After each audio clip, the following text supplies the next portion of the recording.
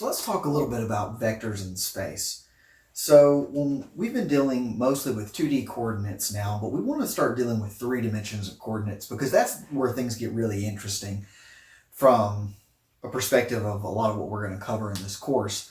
And the first thing we want to be able to do is to construct a 3-dimensional axis. Now this is something that's going to take a lot of practice to do. It's something I'm still not good at today, or at least not an expert at. But there's some tricks about how to construct one that probably will help you out. So I'm going to draw it here. The first one, there's a couple of different ways to do this, but one way that I like to do it is to construct a line that's straight down, a line that's somewhat slanted, and then kind of eyeballing it, think about what a right angle to that line would look like. Again, this is not perfect. Okay, so now we have 3 axes, and we want to draw a little hash mark so we can keep track of this. And I would recommend doing this with a ruler or some sort of other straight edge. But the key is how you draw the hashes. So when I draw a hash for 1, 2, 3, 4, 5, 6, notice that each of these hashes are actually parallel to this axis here. And that's going to help kind of keep your perspective in mind. Similarly, 1, 2, 4, 5, 6.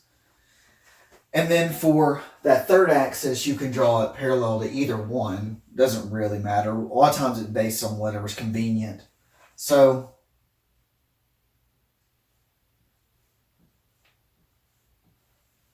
again, this is all eyeballing, so the spacing may not be perfect here. So if we want to label these in terms of the normal axes that we deal with, you can think of this as the positive x direction, so this will be the negative x direction, the positive y direction, and the positive z direction. Now, this is important. You don't want to swap these two and leave z here because we're dealing with what's called a right-handed coordinate system. And in a right-handed coordinate system, for your initial axis, that goes in the direction of your right hand. It curves towards that second axis, and the way your thumb points is the direction of the third axis. So I go down the x, I curl towards y, and I come up with z. If z was pointed down, or if these were swapped, then you would end up like if x was positive in this direction and came positive towards y, it would point downwards. So if these two were swapped, this becomes a left-handed system. But we want to deal with right-handed systems. That's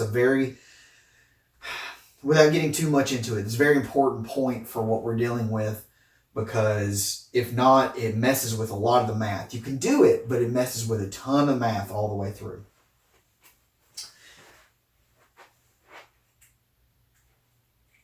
I'm going to plot some points here. So let's say that I wanted to plot the point P, which is 3, -2, 2. So 3 units in the x direction, negative 2 in the y direction, and positive 2 in the z direction.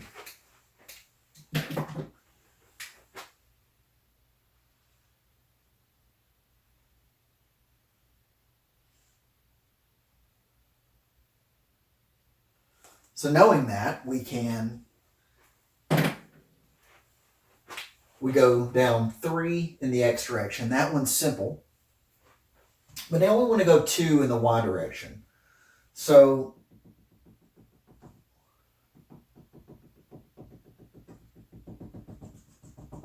you probably can't see that at all. So let's give them a different color.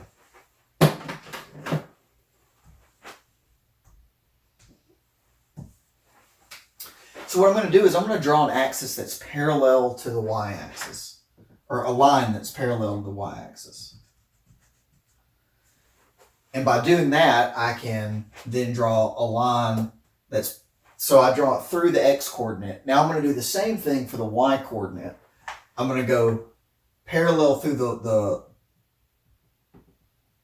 parallel to the x-axis and through the coordinate on the y-axis. So now I have this crossing here. So we're going to do the same thing with the z-axis.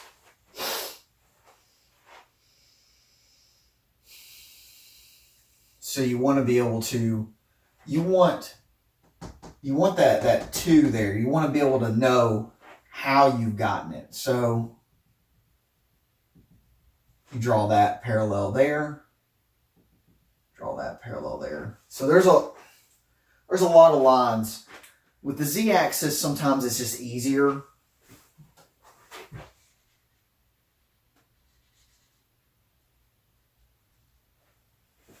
Once you have that xy cross, to just think of it in terms of distance.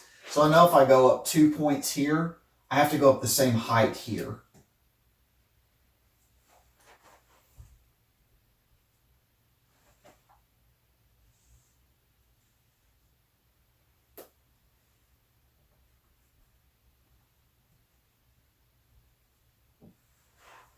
So now we have the point 3, -2, 2. So again, it takes practice. I'm not going to say I'm perfect at it. But one of the quick ways to do that is to draw sort of a grid so that you know where the crossover lines are in XY plane, and then shift up or down based on the Z plane. And the more you do it, the better you're going to get at it.